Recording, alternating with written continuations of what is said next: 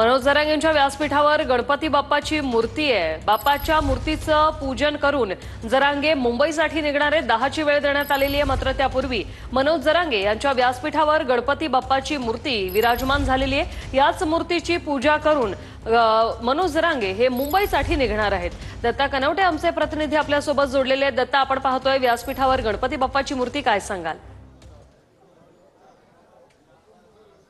नक्कीच आपण बघू शकता की मनोज जरांगे यांच्या व्यासपीठावरती गणपती बाप्पांची मूर्ती इथं आणण्यात आलेली आहे। खरं तर व्यासपीठावरती छत्रपती शिवरायांचा तो पुतळा असायचा आणि त्याच पुतळ्याला अभिवादन करून मनोज जरांगे जे आहे ते दरवेळेला आपल्या कुठल्याही उपोषणाची किंवा मोर्चाची सुरुवात करायचे। मात्र मनोज जरांगे यांच्यावरती कालपासून जे आरोप झाले होते की सणांमध्ये विघ्न आणली जात आहेत, गणपती भक्तांना त्रास वगैरे होतोय, असे सगळे आरोपाच्या नंतर जर आपण बघितलं तर या ठिकाणी आता मंचावरती गणपती बाप्पांची मूर्ती आलेली आहे। विशेष म्हणजे मनोज जरांगे पाटील हे गणपती बाप्पाचं दर्शन घेऊन आपल्या मोर्चाची सुरुवात करणार आहेत आणि सर्वात महत्त्वाची बाब म्हणजे छत्रपती शिवरायांचा अश्वारूढ पुतळा घेऊन ते मुंबईला येत आहेत आणि त्याच पुतळ्याच्या शेजारी गणपती बाप्पाची मूर्ती सुद्धा ठेवली जाणार आहे आणि गणपती बाप्पाच्या मूर्तीसह मनोज जरांगे पाटील हे मुंबईला पोहोचणार आहेत। आणि या पद्धतीने आपण जर बघितलं तर इथे ही गणपती बाप्पांची सध्या मूर्ती सुद्धा आणण्यात आली आहे। आताच थोड्या वेळात मनोज जरांगे पाटील येऊन या ठिकाणी गणपती बाप्पाचं दर्शन घेणार। तुमच्याकडून अपडेट घेणार आहोत। तुर्तास धन्यवाद दिलेल्या या माहितीसाठी।